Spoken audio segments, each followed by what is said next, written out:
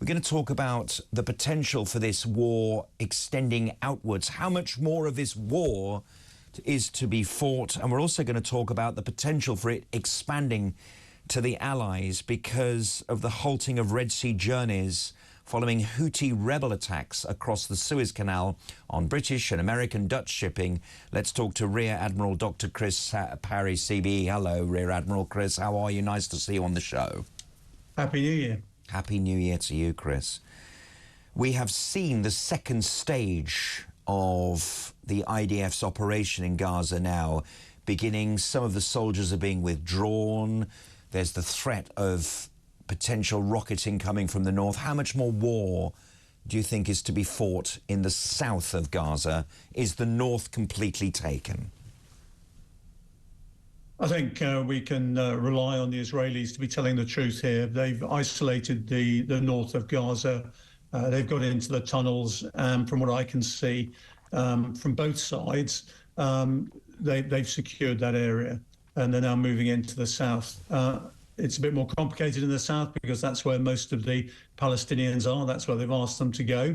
And also you've got the command centers for Hamas and the remaining hostages, I hope, are in that area as well. But as you were saying just now, Johnny, you know, built-up area fighting is really difficult. And we've seen in the past with the IDF operating against Hamas and Hezbollah, that every single thing is booby-trapped. You walk into a room, the floor collapses. There's all sorts of things that are there for the unwary, so they're having to be really careful. I was watching a video today where they're using dogs, for example, to actually go in and sort these things out ahead of the human beings. The dogs are doing a great job. And they're using, obviously, unmanned stuff. But there's only so much you can do if you're going to clear these things out. And your point about children is very interesting. Half the population of Gaza is under 18. And some of the Hamas fighters are in the 16 to 18 bracket.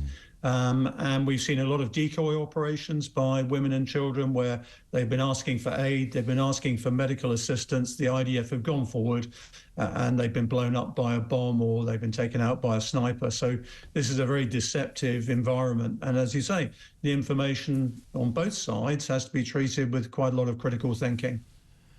And the potential now for this war to escalate into a regional fight, which is that the shipping giant Maersk, we've seen all those ships whenever you go on holiday in all those ports, their stock has been halted by Houthi rebel attacks. Now, obviously, when it comes to the Suez Canal, we're talking about globalization. We're talking about first world nations and their supplies of food and other goods being halted, and you have to reroute them around, which will cause a bit of inflation in supermarkets and other retail outlets. But perhaps the more serious aspect of this is that will this drag a coalition of forces from Britain, from the United States and from other EU countries into a wider regional war? We're trying to quell this problem, to try and keep it on maybe one or at most two fronts. Johnny, the issue in the Red Sea down by the Bab el-Mandeb is an international problem. It's not a problem for just the free world. This is an international shipping strait. It's protected by international law, and ships are allowed to go about their lawful occasions according to that law. The Houthis are breaking that law. They're acting as pirates, essentially, and it should be down to every country to deal with the Houthis, not just us. I mean, significantly, and you pointed it out just then, it's our stocks, supplies and goods that are being interrupted. The stuff that's going to China and India and other countries isn't being interrupted. And of course, Iran knows that. And this is part of Iran's strategy to put pressure on Israel and the rest of the free world. And I'm afraid to say, until we deal with Iran in this situation, we're going to see continued pressure on Israel. I see Iran's president this morning said it's inevitable that Israel will be destroyed. The Chinese have taken Israel off their official maps and replaced it with Palestine. So it's quite clear the totalitarian powers in this world are seeking to eradicate Israel. And of course, the free world will obviously group round and help Israel survive. Now, if Hezbollah gets involved in the north, and there are indications that is the case, I would say there is absolutely no doubt that this will escalate because Israel will come under tremendous pressure in the north if Hezbollah decides to act. But I don't think Iran's ready for a scrap with the United States just yet. I don't think the United States wants to get involved. So hopefully that won't happen.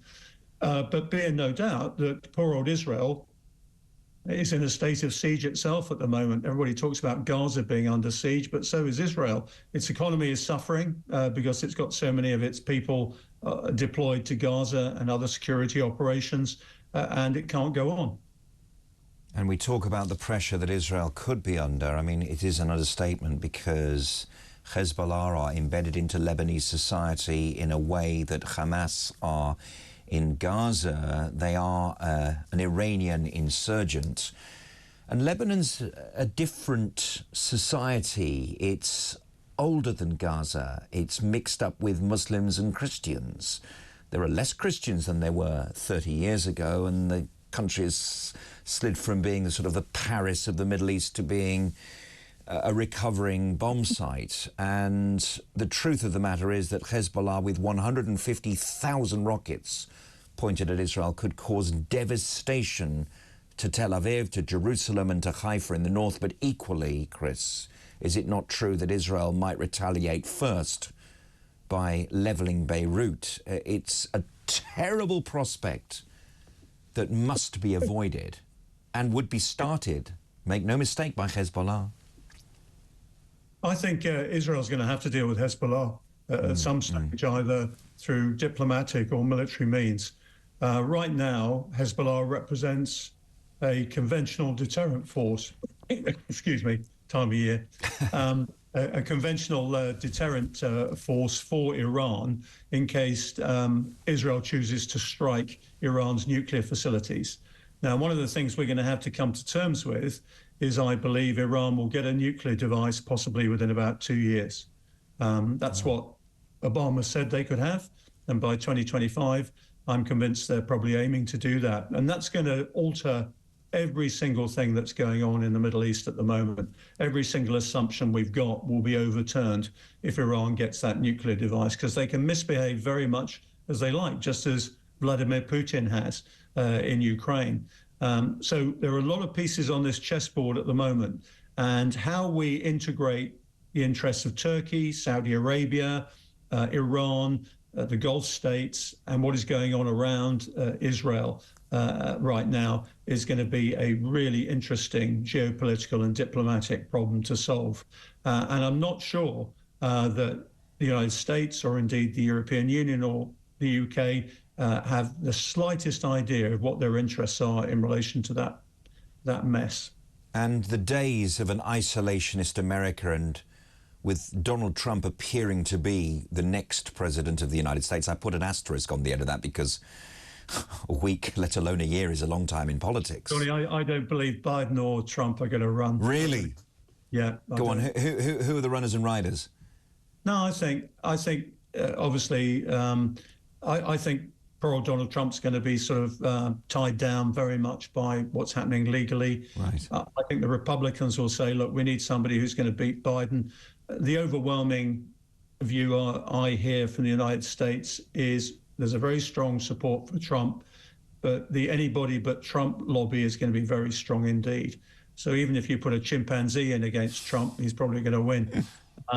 So Biden, I think, and Kamala Harris are pretty unpopular. The Republicans will make a decision that actually almost anybody could beat them. The Democrats, I think, will see that. And I think in both camps, you're going to see the Republicans and the Democrats choosing different presidential candidates. And on today's data, it'll be Nikki Haley on the Republican side and Gretchen Whitmer on the Democrat side, because once the Republicans put up a woman, you can bet your bottom dollar the Democrats who have their convention a month later will say, hey, we've got to have a woman against a woman here. That's my forecast from today. Which rules out Vivek and the smart guy out of Florida who seems to be getting things fixed and done. He might be the vice president. He might be the vice president. Right. Yeah. Very, very interesting. On today's data. Yeah, on today's data, yes. should come in, you should text me tomorrow and tell me what the data says. But, you know, Gretchen for the Democrats isn't really a worldwide figure. We have to learn about her. But Nikki Haley isn't. The former US ambassador to the United Nations, a very principled person. And if America does turn centre-right from the Joe Biden era, we would see an end to an isolationist threat that America poses as well. You know, we're not going to see that anymore. I don't think America can afford to be isolationist. In a globalized world, if America withdraws and becomes isolationist, it leaves China to take over globalization and run the world. That's not something America needs. It's something China wants, but America would be diminished utterly if they withdrew into their shell. And would you agree that most commentators say that reports of the demise of America are overstated, that it is still the numero uno, as they say in Miami? It's still the #1 nation in the world. Yeah, if you look around the world, people aren't queuing up outside Russian and Chinese consulates for visas, or outside American consulates and embassies. So absolutely it is. You know, I always think that America's a bit like Madonna. You know, it's great at reinventing itself. And all the problems it's got right now, all the problems it's got are typical of times when income inequality is really at its greatest in America. If you look at 1830s, 1850s, 1890s, 1930s, you had all these symptoms of crisis that you have, including polarization in the Senate and House of Representatives. They'll get over it. As I said, they move on from their current malaise. They'll be fine. You've got a continent-sized economy and society there, very strong institutions, and it is still that shining city on a hill. It's the only country that can manage that. Yeah, America's. I think Bill Clinton, I hesitate to quote Bill Clinton nowadays, given where he is, but he said, you know, everybody who's bet their shirt on America losing or failing has lost his shirt. Absolutely. So that's very interesting. Madonna for president, as you didn't just say. I'm not going to misquote you there, but it was a very interesting metaphor. Rear Admiral Dr. Chris Parry, thank you very much indeed for joining us.